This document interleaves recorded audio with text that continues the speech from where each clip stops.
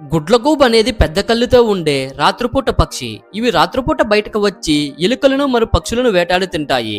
ప్రపంచవ్యాప్తంగా సుమారు 250 జాతులు ఉన్నాయి మరియు అంటార్క్టికా తప్ప అన్ని ఖండాలలో నివసిస్తాయి.